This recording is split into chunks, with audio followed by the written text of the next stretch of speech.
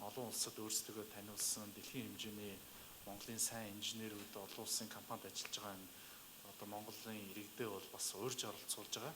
За энэ хүү төлөөллүүдтэйгээ бас бид нэр та бүхнийг уулзуулахаар ингээд өнөөдөр урьсан байгаа. За манай өнөөдрийн зочноор Intel компани инженерийн менежер доктор Инх Төвшин, за Facebook компани программист Үлзий Баяр, за iCodis компани ерөнхийлөгч Амгаабаатар нар оролцож байгаамаа. За энэ оролцож байгаа хүмүүсээ тайзнаарай. За тэгээд энэхүү үйл ажиллагааг нээнүү хэмээн мэдээллийн технологи үндэсний паркийн захирал Буян Үлзий таныг тайзнуулж байна. За та бүгдийн өдрийн амар амгалан ялтгая. Тэгээд мэдээлэл технологийн үндэсний парк нь та бүгдийн мэддэг мэдээлэл технологийн үндэсний парк нь 2002 оноос хойш үйл ажиллагаа явуулж байгаа. Энэхүү 2002 оноос хойш үйл ажиллагаа явуулахдаа өнөөдрийн байдлаар 14 жилийн хугацаанд Монгол улсын мэдээлэл технологийн салбарт 114 компанийг инкубаторт боожуулан одоо нэг зах зээл дээр 60 орчим компани маань амжилттай явж байна. Тухайн 2002 онд болохоор Монгол улсад бол веб хөгжүүлэгч компани, за програм бүртгэлийн болон санхүүгийн програм хангамж хөгжүүлэгч чухал байсан бол өнөөдрийн хувьд бол цаг үе бол өөр болсон байна. Тэгээд мэдээлэл технологийн үндэсний паркаас энэ 14 жилийнхаа туршлага дээр тулгуурлаад ерөөхдөө IT парк 2.0 хувилбар буюу бид нэр шинжлэх ухааны технологийн парк болё гэсэн саналыг ерөөхдөө дэвшүүлээд шинжлэх ухааны технологийн парк гэсэн үйл ажиллагаа явуулж байгаа. За тэгээд миний хувьд зүгээр өнөөдрийн энэхүү арга хэмжээнээс бол 3 зүйлийг ерөөхдөө харж байгаа. Бид өнөөдөр хаана байгаа юм бэ? Бид өнөөдөр хаашаа явах юм бэ?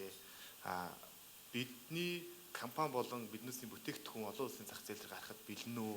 За 3 дугаарт нь болохоор хувь хүн бид нар өөрсдөө олон улсын дэлхийн хэмжээний компанид одоо хүний нөөц чиглэлээр ажиллахад бэлэн болсон уу гэдэг чиглэлээр би бол хувьдаа ерөөхдөө харж байгаа. Тэгээд нийт алс холын Америк улсаас ингээд Монгол улсаа зориод ирж явж байгаа төлөөлөгч нартай маш их баярлалаа. Тэгээд хамтран зохион байгуулж байгаа эдийн засгийн Монголын эдийн засгийн форумын ерөнхийлөгч одоо нарийн бичгийн даргалагч байгаас урьж байна. За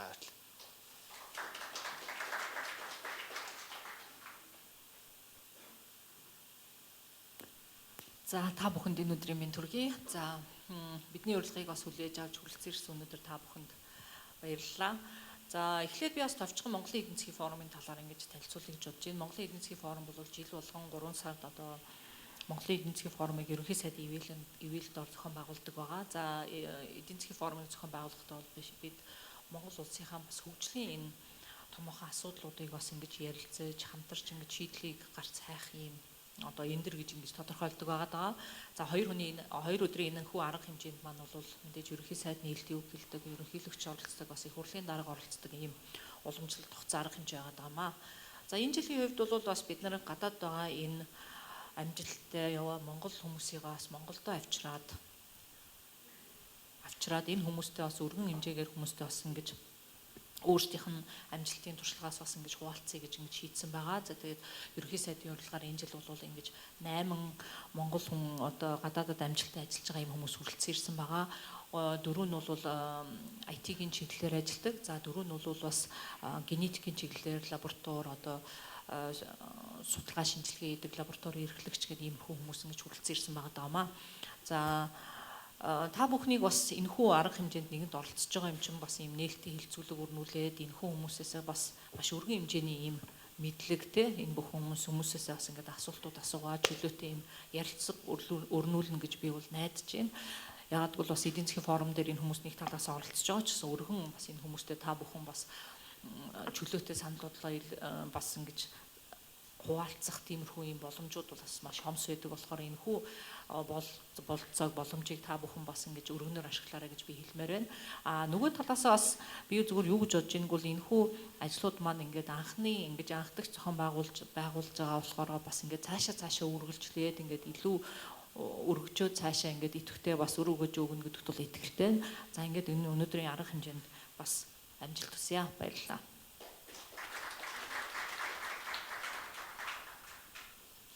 За Лагшман захирал баярлалаа.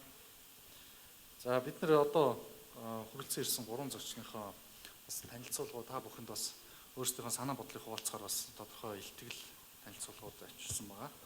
За 1-р танилцуулгын бол манай Intel компани инженерингийн менежер Инх Төвшин доктор танилцуулнаа. За Инх Төвшин докторийн танилцуулгын сэдэв бол салбарын хөгжлийн чиг хандлага, ирээдүйн боломж гэсэн юм сэдвтэй байгаа. Инх Төвшин докторыг урьж.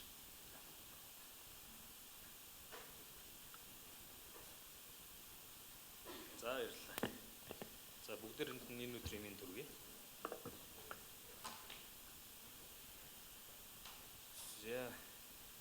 За би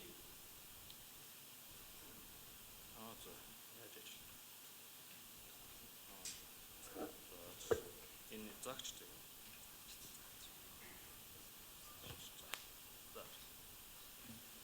За өнөөдөр би за эхлээд тийм ээ би энэ слайдуудыг монгол дээр үлдсэнгүй. Тэгээд бүгдийг англиар үлчлээ. Тэгээд энэ маань бол жишээлбэл IT-ийн чиглэлийн асуудал тийм ээ. Би бодож та нарт ойлгомжтой. Та нар бүгдийн энэ үгийг мэдж чад тийм ээ. Тэгэхээр зэрэг тэрэнд асуудал байхгүй. Тэгээд би монголоор явуулъя. За би миний ярих сэдвээр бол юм байна. Өнөөдрийн технологи тийм ээ. Технологи, information technology өнөөдөр хаана яваад байна? Тэгээд би магадгүй маргааш ямар болох нь вэ гэдэг талаар энийг жаахан ярих гэдэг орлоо. За эхлээд яг одоо IT хаана гэдгийг ярихын тулд тийм ээ бид эхлээд энэ IT-ийн түүх чинь яаж яваад тийм ээ юунаас эхлээд хаана ингэж ирсэн юм бэ гэдгийг товчхон хэлье. Тэгэхээр энэ слайд дээр тийм ээ та нар харж байгаа энэ их сонирхолтой мэдээлэл байна. Жишээлбэл тийм ээ энд анх нөгөө agricultural revolution одоо 10,000 жилийн өмнө болсон энэ revolution-оос хойш тийм ээ industrial revolution, light bulb тийм ээ энэ чийдэн яаж одоо бид нар анх нээсэн тэгээд сарн дээр бид яаж одоо анх хэдэн онд буулсан ч гэдэг юм тийм ээ тэгээд world wide web хийзээ одоо бид нар нээсэн тэгээд хүний нөгөө генетикийн нөгөө гарааллыг нь хизээ бид нар бүтэн одоо нээсэн бэ гэдэг ийм том нээлтүүд байна л да. Тэгэхээр энэ том нээлтүүдийг харах юм бол нөгөө завсар нь одоо хичнээн хугацаа өнгөрсөн байна гэдгийг харах юм бол та нар одоо энэ том нээлтүүд улам ойрхон болж байгаа байхгүй юу? Маш ойрхон болж тийм ээ. Энэ нь юутай холбоотой байна вэ гэхээр тийм ээ хамгийн сүүлийн одоо яагаад энэ сүүлийн үед энэ том нээлтүүд чинь хурцтай болоод байгаа юм бэ гэхээр энэ бол IT компьютертэй холбоотой юм аа. Тийм ээ. Тэгээ та нар энийг одоо энэ график харъя л да хэвдээ. Цуг. Тэгэхээр энд болохоор зэрэг анх одоо жишээ нь та нар заалгадаг тийм ээ. 40 оны үед ENIAC гэдэг нэг юм компьютер анхны компьютер одоо Америкт хийсэн тийм ээ. Тэр компьютер нь болохоор зэрэг юм том өрөөнд одоо багтдаг тийм том юм байж л дээ. Тэрнээс ахуулаад одоо хөгжсөөр яваад бид нар яасан гэхээр одоо энэ гар утас тийм ээ та нарын команд байгаа гар утас болтлоо энэ компьютер одоо энэ IT-ийн систем өчиг хөгжижээ. Гэтэл эн чи яагаад ингэ хөгжиж ийм болж хөгжөө гэхээр та нарын доогоор харах юм бол анх жишээлбэл бид нар relay гэдэг нэг юм байсан шүү дээ тийм ээ. Relay гэж та нар мэдэх байх. Хэрвээ та нар электроникийн чиглэлийн оюутнууд бол тийм ээ relay гэж энэ нэг юм switch байдаг тийм ээ. Гэтэл тэр relay-нээс дараа нь одоо vacuum tube гэдэг юм байна. Энд чинь цөмөрөөл нөгөө нэг тийм унтраалга юм байна. Яг одоо хар үгээр хэлэх юм бол тийм ээ. Тэгтэл энэ vacuum tube гэж яриад байгаа юм чи транзистор үүссэн байгаа байхгүй юу? Тэгээд транзистороос хойш та нар харах юм бол энэ хурдцуул ерөөсөө exponential гэж ярьдаг тийм ээ. Тийм хурдцтай хөгжил болж эхэлсэн баг нэ. Тэгээд би дараагийн хэлбэр. Тэгээд энд би та нарт энэ Moore'ын хууль гэж ярьдаг ийм хуулийн тухай би тайлбарлаж ярих гэж бодож байна. Та нар ч гэсэн сонссон баг. Энэ хууль маань юун тухай хууль вэ гэхээр энэ Moore гэж Intel-ийн одоо нэг одоо founder юм тийм ээ. Энэ ийм ажилласан байна. Юу ажилласан гэхээр энд 2 жил болгон тийм ээ. Энэ процессорт орж байгаа транзисторын тоо 2 дахин ихсээд байсан байна. Тийм ээ. Энэ бол яг хууль гэж хэлэхээс болдоор энэ бол нөгөө observation ажиглалт гэдэг одоо юм байна тийм ээ. Гэхдээ энэ яагаад хууль болсон гэхээр яг энэ ажиглалт маань яг ингэж үргэлжлээд одоо хүртэл үргэлжлээ явж байна тийм ээ. Зарим хүмүүс энийг төгсгөл рүүгээ ирж ийн гэж ярьдаг. Гэхдээ энэ муурслоо зүгээр нэг ийм транзисторын тоо ингэж ихсдэг гэсэн хууль биш. Энэ маань болохоор их сонио. Тийм ээ. Энийг одоо жишээлбэл нэг ийм дата байна л да энэ дэр. Жишээлбэл дэлхийн нийт одоо жишээлбэл дэлхийг одоо нэг компани гэж үзэх юм бол тийм ээ. Энэ одоо дэлхийн гаргадаг нийт одоо бүтээгдэхүүн тийм ээ. Тэр бүтээгдэхүүн нь одоо жишээлбэл энэ компьютерийн энэ хөгжил байна шүү дээ тийм ээ. Силиконы хөгжилтэй яг ингээд давхцаад явсан байгаа байхгүй тийм ээ. Өөрөөр хэлбэл компьютерийн шинжлэх ухааны хөгжил тийм ээ. Энэ компьютерийн процессорын хөгжил биднийг энэ одоо өнөөгийн энэ айхтар хөгжсөн дэлхийн ертөнцид авчирсан байх юм аа. За тэгээд та нар энийг харах юм бол тийм ээ. Энд би зүгээр бүгдээрээ та нар мэднэ энэ компаниудыг тийм ээ. Гэхдээ энэ компаниуд өнөөдөр яг юу хийгээд байна тийм ээ. Энэ компаниуд бидний хүн төрөлхтний амьдралыг үнэхээр өөрчилж байгаа байхгүй. Жишээлбэл бид нар 10 жилийн одоо өмнөхийг бодъё л да. Тэгвэл магадгүй бид нар юм онлайн худалдаж аваад тийм ээ. Шип хийлгээд ингээ хэрглэж идэг тийм бол толгойд ураг байхгүй байсан баг. Дөнгөж л эхэлж байсан баг тийм ээ. Гэтэл өнөөдөр Facebook байна жишээлбэл тийм ээ. Бид нар хизээч одоо жишээлбэл өөрсдийнхөө одоо шин бүх одоо зураг одоо өөрийнхөө юу болж байгаа амьдралыг тийм ээ. Ингээд шеэр хийдэг юм сошиал нэтворкинг ийм одоо юу үүснэ гэж бол төсөөлөөгүй тийм ээ.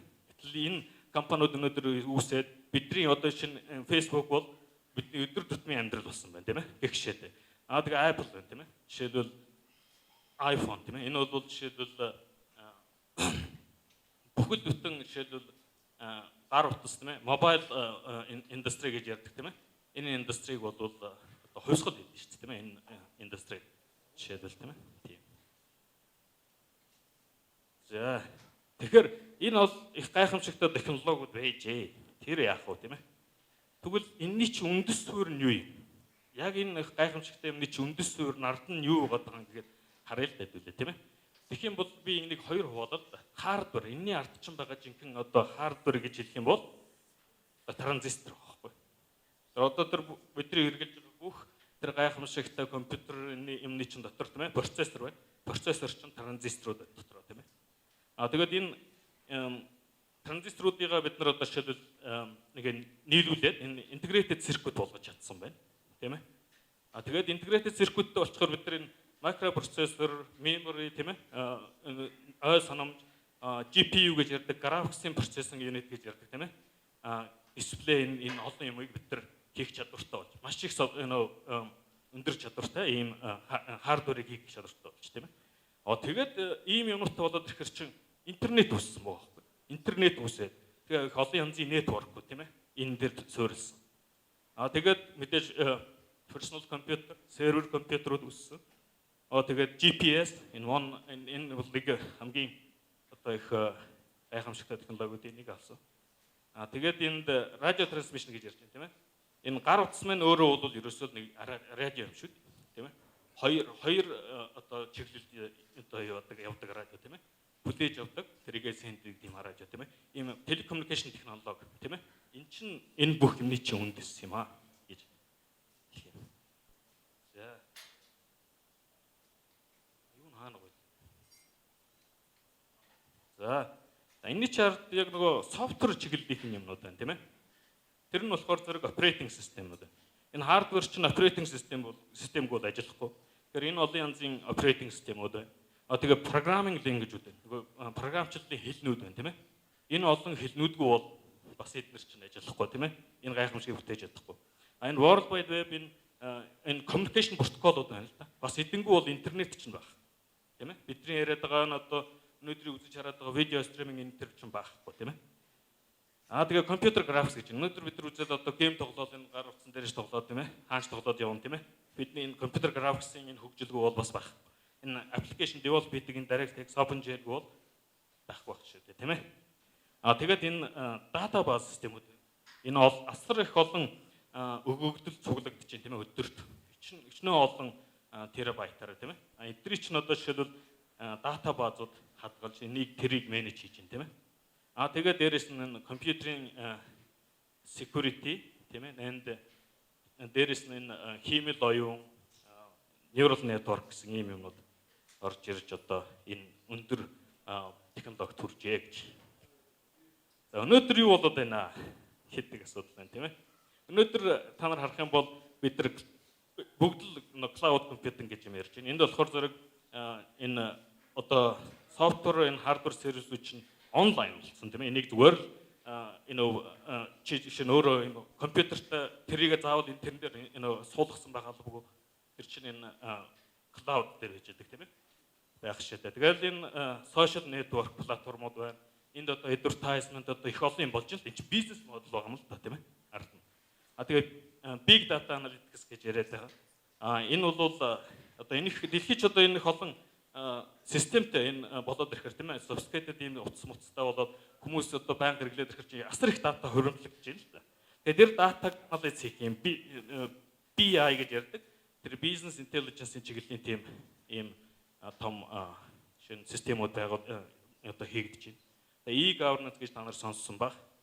Тэгээд information privacy security гэж ярьдаг. Тэгэл өөр юм ярих юм бол 3D printing тийм ээ. 3 хэмжээст printing. Тэгээ Kinect гэж ягаар та нар бичсэн баг. Virtual reality технологи одоо геймэнд ороод ирсэн баг жишээ тийм ээ. За тэгээд одоо та нар iPhone сүүлийн үеийн iPhone-ууд харах юм бол энэ Retina display-г ороод ирсэн баг. Тэгээ яагаад энэ Retina гэдгийг тийм ээ. Энэ тэр гэдэг нарийн юмнууд байна л да. Ард нь технологи шин дисплейгийн маш нарийн технологи хөгжсөн баг. За тэгээд би яг энэ олон технологиудын ард бас нэг их том юм байгааг хэлсэн юм л да. Одоо энэ Intel-ийн нэг 4th generation заа 4-р үеийнх нь энэ процессорын одоо layout гэж ярьдаг. Процессорын layout. Энэ болохоор дараагийнх нь үеийнх нь layout. За тэгэхээр энд юу харж байгаа гэхээр энэ өмнөх үеийнхээр энэ core гэж яриад байгаа энэ хэсэг байна шүү дээ. Core тэгээд shared electric cache гэж яриад байгаа энэ хэсэг болохоор нөгөө CPU нөхгүй. Central Processing Unit гэж яриад байдаг хэсэг. Тэгээд энэ processor graphics энэ graphics-ийн хэсэг. Тийм ээ? Байх жишээтэй. Тэгвэл одоо энэ рүү та нар харах юм бол тийм ээ?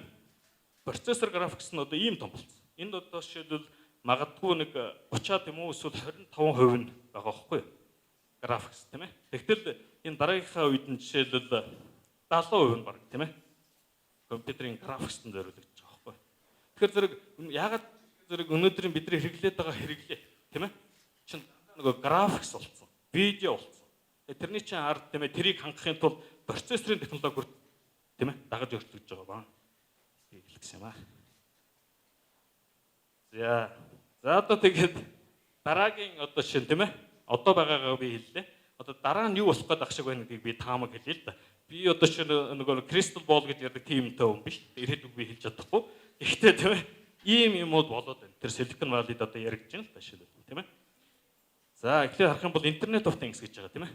Энэ юу гэхээр зэрэг ерөөсөө бүх юмыг л ерөөсөө ухаантай болгох чи. Процессортой болгох чи. Тэгээд тэр нь интернетэд холбогдчихдаг байг гэж байгаа байхгүй.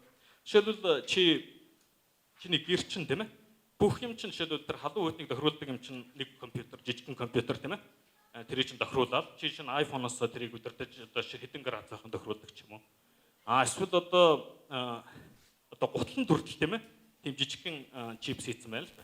Тэгээ гутландаа хийсэн чинь хүмүүсээ явж байхад жишээлбэл нөгөө үүсэж байгаа даралтаас нь болоод одоо жишээлбэл тийм ээ. Одоо өөрийн чинь жин яаж ихч багсаж чинь тийм ээ. Тэрийг одоо шин трак хийгээ байж байгаа. Тэр нөгөө интернетээр холбогдоод мэдээлчдэг тийм ээ. Эсвэл одоо хэр хол алхаж байгааг ч хэлчихнэ. Гэх шитэй ч юм уу тийм ээ. Тэгээ тийм одоо зүйлүүдийг Internet of Things гэж хэлээд байгаа. Энийг бол их том next big thing байж магадгүй гэсэн тийм яриа байх юм аа. Тэгээ дараагийн болохоор virtual and augmented reality гэж яриад байгаа. Энэ болохоор зэрэг ерөөсөө 3 хэмжээст тийм ээ орчин. Тэгээ хиймлэр үсгсэн, графиксын аргаар үсгсэн ийм орчин тийм ээ. Ийм орчныг одоо жишээлбэл үүсгдэг ийм технологиуд нь жишээлбэл энэ Microsoft-ийн HoloLens жишээлбэл гараад ирж тийм ээ. Энэ жишээ энэ цэргийн жишээлбэл нөгөө сургуультанд хүртэл хэрэгжилж шүү дээ Америкт энэ virtual reality гэдэг технологиг жишээлбэл тийм ээ.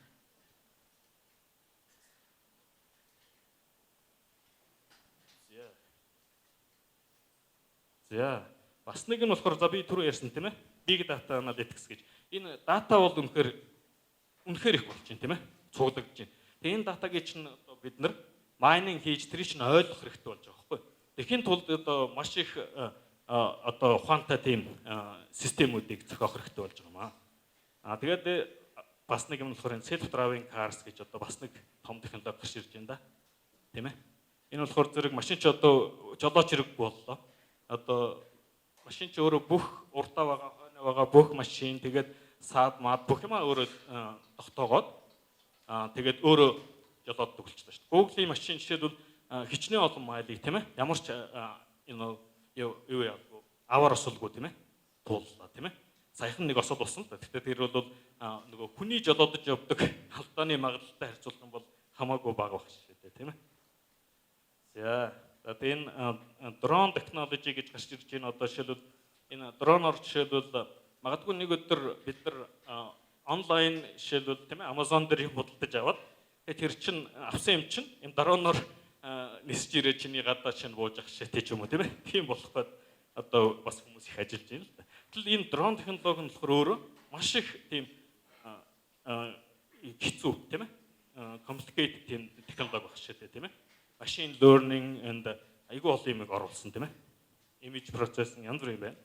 Тэгээд хамгийн сүүлд нь хэлэхэд quantum computing. Би нэг зүгээр л тавьчихсан. За энэ болчих магадгүй болохгүй ч гэж магадгүй. Гэтэ зүгээр нэг graphics chip технологийн хувьд тийм ээ энэ чинь нөгөө сүүлдээ Morse law ч нь одоо дуусж байна л да. Төгсгөл рүүгээ ярьж байна тийм ээ. Тийм учраас дараагийн том юм гарч ирж шинэ юм гарч ирэхгүй болох болж байна. Тийм юм л юм. За тэгээд миний яриа ингээд дуусч чинь тэгээд асуулт энэ төр байвал тийм ээ. Дараа нь энэ хүмүүс ярьсны дараа нэмс асуух байхаа гэж бодож байна. Тийм үү?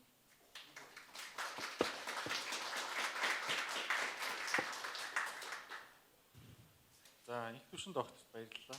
Тэгээд ер нь шууд танилцуулга хийсэн дээр шууд асуултууд асуугаа бол нөгөө ярьж байгаа сэдвүүтэйгээ бас уялдах юм болов уу гэж бодож байна тийм.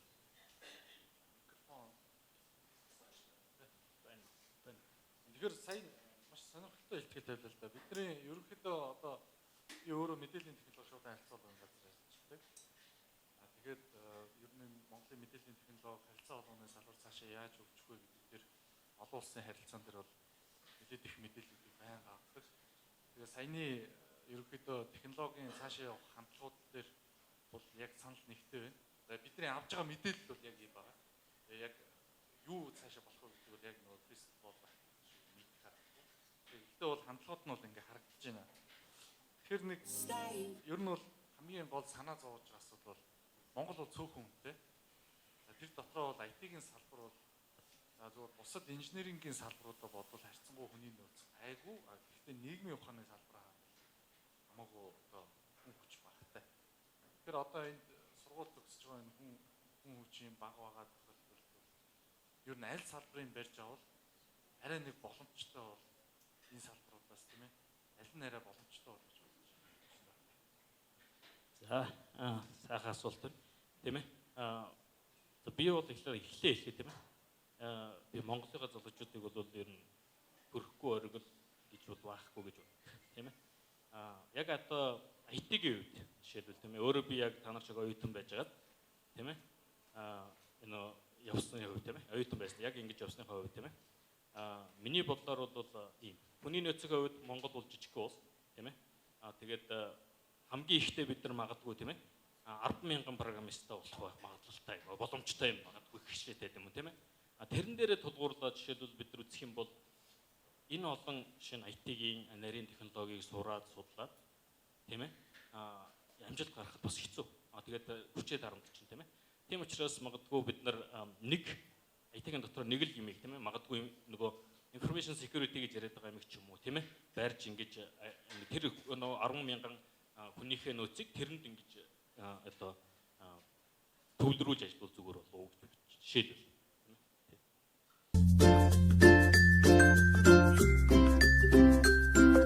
Тэгэхээр саяны асуултан дээр бас нэг төвшин доктороос бас асууя гэж бодож байна. Яг агентлаг дээр бас бодлогын асуудал дээр яг хүмүүсийг энэ татах асуудал ярьдаг л да. Ер нь 10 жилд ингээд одоо яг ингээд сайн компаниуд те.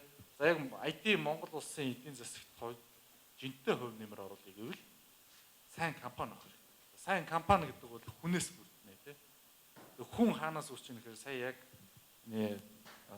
Үзэн Эрийн ярьж байгаа шиг ийм процессор яваад байна. Тэгэхээр яг энэ индастри attractiveness боёо тэр одоо хүнийг татах үст те.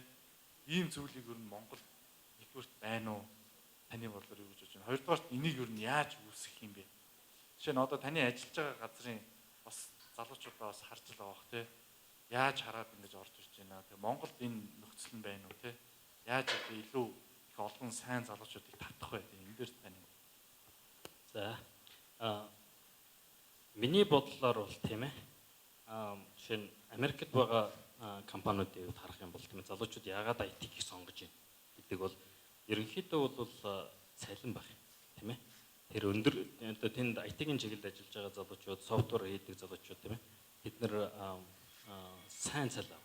Тэр бол одоо жишээлбэл бусад өөр мэргэжлүүдтэй харьцуулахад маш их сайн цал авдаг гэж. Тэгэхээр энэ бол нэг том одоо хүчин зүйл л дээ. Тийм ээ энийг сонгох. Жишээ нь Америкийн нийгэм чинь одоо манай нийгэмч байгаа хүн чөлөөт тийм ээ нийгмийн хувьд жишээлбэл хүн чинь ерөөсөө багасаа шин миний амьдрал ирээдүйд ямар байх вэ? Миний нөгөө financial situation одоо шин ямар байх вэ гэдгээ тийм төлөвлөж явдаг. Тэгэхээр зэрэг би жишээлбэл ийм мөнгөтэй төгрөгтэй ингэ тийм үү юу гэдгийг тийм амьдрыг гэж бодох юм бол би ийм чиглэлээр явах нь ямар өндөр магадaltaй тийм ээ. Би одоо ийм амьдрал төрөх магадaltaй ч гэдэг юм уу тэр утгаараа нэг тийм ээ IT-г сонгож байна. Нөгөө нэг нь болохоор зэрэг шин цэвэр хүсэл мөрөөдөл байна л тийм ээ. Өөрөө бүр шин програм бичих өндөр сонирхолтой байх шүү дээ тийм ээ. Жишээлбэл нөгөө гейм их тоглодог хүүхдүүд байна жишээлбэл тийм ээ. Компьютер графиксд ерөөсөө одоо маш их дуртай. Тэгээ тэрийг одоо жишээ нэгээд ерөөсөө өөрийнхөө амьдралын одоо мөрөөдөл болгоцсон тийм ээ. Би том болоод би ийм одоо гейм хийнэ гэдэг ч юм уу тийм ээ. Тэр утга байхгүй. Тэгэхээр зэрэг миний бодлоор бол манай залуучууд тийм ээ. Манай залуучууд үнэхээр чадвар гэдэг юм уу одоо үлзийгийн хэлгээр тийм ээ. Тэр нөгөө basic чадвар нь байгаа байхгүй. Математикийн ч юм уу, физикийн ч юм уу тэрийг бид нар өгч чадж байгаа. Тэгэхээр та нар жишээлбэл хүсэл мөрөөдөл нэг чухал байна. Тэгээд дээр нь бодлогын үе дэмжих юм бол IT-ийн чиглэлийн хүмүүс тийм ээ өндөр цалин байх хэрэгтэй юм шиг санагдаж байна да.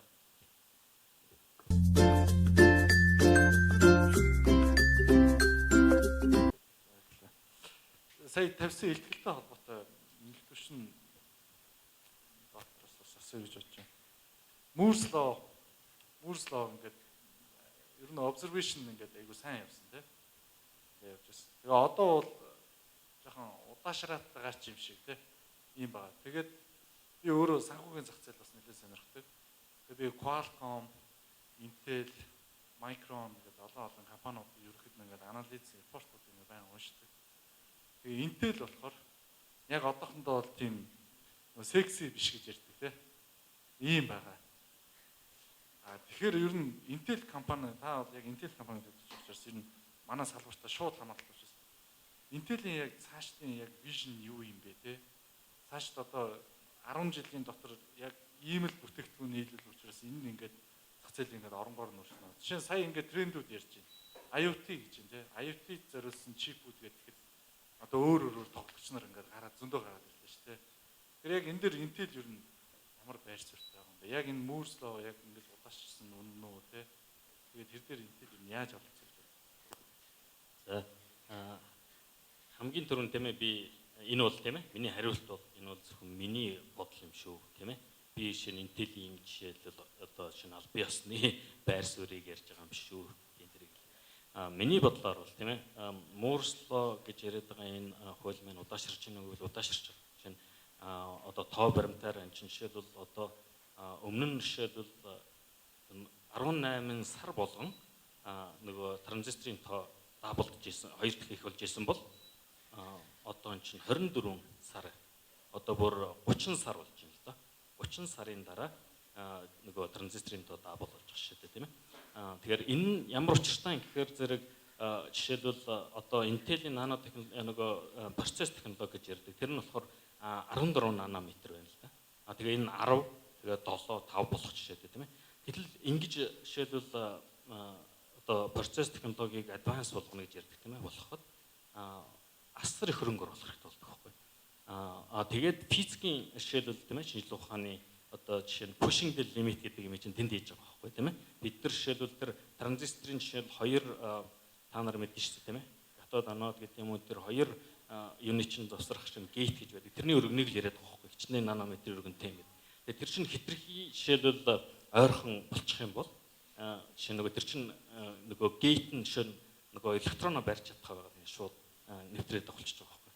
Ихшээд. Тэгэхээр нөгөө тэрний одоо чаленж гэж ярьдаг тэр нь бол асар их байна. Тэрийг давахын тулд асар их мөнгө оруулах хэрэгтэй болдог. Тийм мөнгө оруулах чадвартай компаниудад дэлхийд 2 3 хүн байна л да. Intel, Samsung тийм ээ. Хоёр баг жишээтэй тийм ээ. Энэ өнцгөөс нь харах юм бол би Intel-ийг жишээлбэл 5 нанометр болтлоо бол явах бах тийм ээ. Асуудал байх гэж боддог. Тэгээд чи Internet of Things-ийг асуулаа. Тэрэнд болохоор зэрэг би түрүү хэлсэн тийм ээ. Нөгөө жоохон юмыг л ийм ухаантай болгочих жоох байхгүй. Процессортой болгоод тэгээд тэр нь интернет рүү холбогдох чадвартай болгож байгаа л гэсэн үг тийм ээ. Хараар харах юм бол. Тэгтэл тэр нөгөө жоохон процессор чинь тийм үнэтэй процессор байх албагүй. Тэр маань жишээлбэл маш хялбар тийм ээ. Үн багтай тийм одоо чинь 5 3 долларын ч юм уу тийм ээ.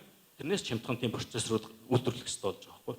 Тэгэхээр зэрэг өөр нөгөө компьютерүүд гадарч байна л да. Шинэ ARM ч байд юм уу тийм ээ. Samsung гэл одоо шинэ Qualcomm тийм ээ. Эдгээр ингээл гадарч байна. Тэгээд зах зээлийн жамаараа тэнд өрсөлдөөн нь болох ба. Тийм тэгээд Intel бол тэнд бол өрсөлдөж байгаа л гэж.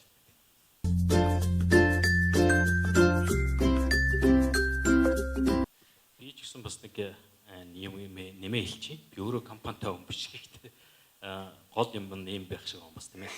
Building reputation гэж юм байна л да. Тэр нь болохоор зэрэг жишээлбэл одоо манайхан нэг юм байдаг шүү дээ. Нэг юм ингээ ихээр ингээл жилийн дараа одоо юм болохгүй бол тэгэл хайчдаг жишээтэй тийм ээ. Тэгтэл энэ нөгөө энэ нэр хүндээ build up гэдэг чинь итгэлийг олж авах гэдэг чинь нэлээд хэдэн жилийн ажил байхгүй тийм ээ. Энэ тэгээд амраг хэлдэг шиг тийм ээ. Багаас нь эхлээд тэрийг яг хийж чадаад яваад байх юм бол тэр чинь аажмар чиний нэр хүнд чинь компани чинь нэр хүнд тийм ээ итгэл бий болж эхэлж байгаа байхгүй. Тэгэхээр тэр юмыг та нар ойлгох хэрэгтэй. Залуусууд чинь тийм ээ жишээлбэл заавал ингээл нэг юм код хийчихээр маргааш л хурдхан шиг мөнгө олохгүй болохгүй юм шиг тийм ээ. Тэгэж болохгүй юм тийм ээ. Тэр энэ жоохон төсвөртэй байхгүй. Тийм дээ patient гэдэг чинь тийм байх хэрэгтэй юм. За баярлалаа. Яг энэ асуултаас инх төвшин доктороос асуух нь зүг баг. Тэгээ та бол яг энэ академик салбараар ингээд явсаар байгаа ямар ч юм PhD тийм ээ. Science doctor PhD гэсэн үг. Тэгэхээр ингээд боловсролын салбарын бүх системээр ингээд яваад үзсэн байдаг. Тэр яг IT-ийн салбар дээр тохноос хүүхд код бичих боломжтой. За тэр боломжтой бол боломжтой. Тэгээд бүр хизээ эхлэхүүгээ манай үлцгийг хэлдэг ч гэсэн тийм ээ. Эртэл эхлүүл сайн гэж бодож байна л. Тэгээд тэрэнд бол ерөөсөө яриа баг. Эртэл эхлэх хэрэгтэй. Хизээ чамаагүй хэрэг боломжтой гардаг юм бол компьютер л тийм бол залуугаас эхлэх хэрэгтэй тийм ээ. Тэгээд интернеттэй байна шүү дээ. Интернет байна. Тэгээд бүх юм шинэ интернетээр байж тэнд ерөөсөө цаавал багш гэдэг шаардлагагүй. Жохон хэлтэй тийм ээ. Байхад л тэгэл чи юм сурахад бол ерөөс асуудал болцсон. Дээрээс нь би боддог байхгүй. Зөвхөн жишээ нь за тийм программист болж болно. Сайн программист болж болно тийм ээ. Сайн код бичдэг хүн болж болно. Дээрээс нь бас одоо шинэ математик тэгээд физикийн чиглэл тийм ээ. Бас тэрийгээ сайн аваад явах юм бол тэгвэл ер нь нэлээд сайн тийм ээ. Инженер, софтвер инженер болж тийм ээ. Жинхэнэ нэг өрсөлдөх чадвартай хүн болох юм шүү л гэж.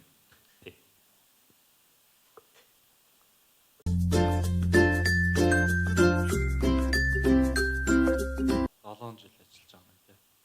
Хизээ Монголд ер нь ирэх боломжтой гэж үзэж байна. Тэгээ одоо тэнд байгаа жишээ нь та бол нэг тодорхой сэдвэр ингээд сурцсан байгаа. Таны сурсан зүйлийг чинь потенциалыг чинь бүрэн гаргах хэмжээ магадгүй Монголд байгаагаас Америкт илүү байгаа байх. Тийм болоод тэнд байгаа. Гэхдээ Монголд ингээд ирлээ гэхэд яг одоо саяны бидний яриад байгаа энэ агуулгаар ирж ирэх юм өнцг нь байна уу? Энийг бас маргааш бас угаасаа эдийн засгийн чуулган дээр бас ярих байх тийм. Ерөнхийдөө бид нар тийм чиглэлээр ярина. Одоо тэгээд тийм миний бодлоор л тийм. Яг чиний бидний хүсэж байгаа энэ буцаж ирэх ч юм уу тийм ээ. Тийм болно. Тийм өчигдөр чинь одоо шин засаг төрнөр шилбэл энэ төрийн бус байгууллага бидрийг өөрч явцраад ингэ яаж байна л шин та нартай ярьцлага гэж тийм ээ.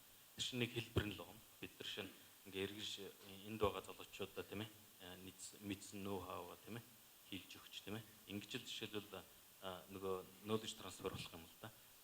Үлзэг хийдэг зөв тийм ээ. Бас нэрээ дотор нь харж ажиллаж ийж бид нар өчр нь болдог баг. Зөвхөн сургууль төгсөөд ирэх чи ерөөсөө өнөхөр хэцүү бас. Яг дотор нь орж ажиллаж ийж тийм ээ. Тэр нөгөө бүх нөгөө процессыг ойлгож ийж тэгж жишээ нь жинхэнэ одоо юу гэдэг Монголд эрэхтэй ч юм уу тийм мэдлэгтэй болж байгаа байхгүй.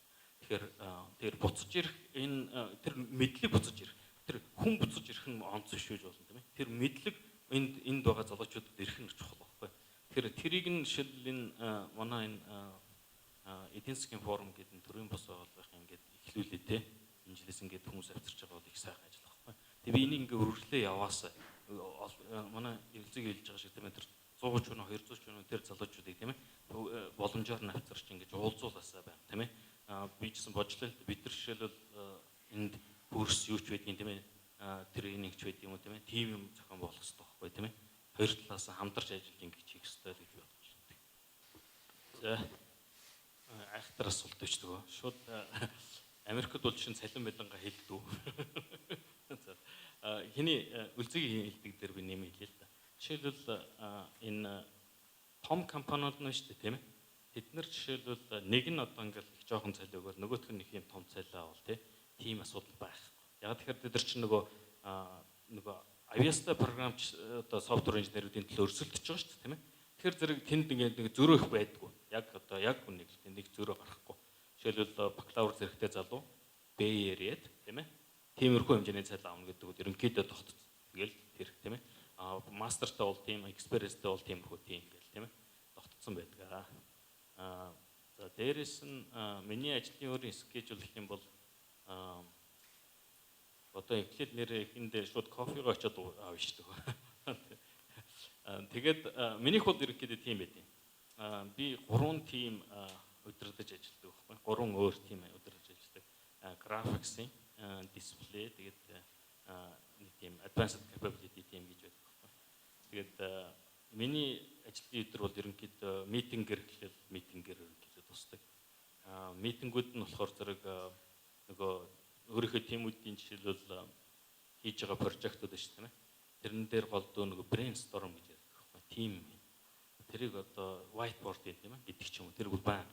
Тэгээд эхлээд ID-га чи нөгөө софтвер инженерингийн стейжүүд байдаг байхгүй.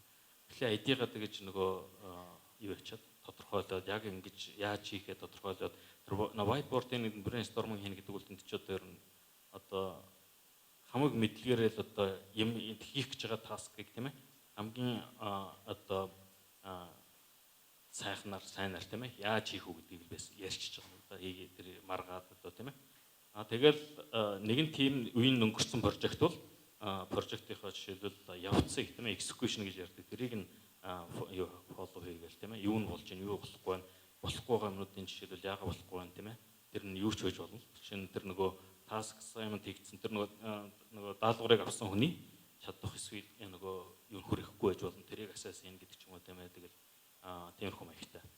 Тэгээ дээрэс нь өөрөө би бол нэг 20% юм уу тэр кодинг код ревю гэж хийдэг байхгүй.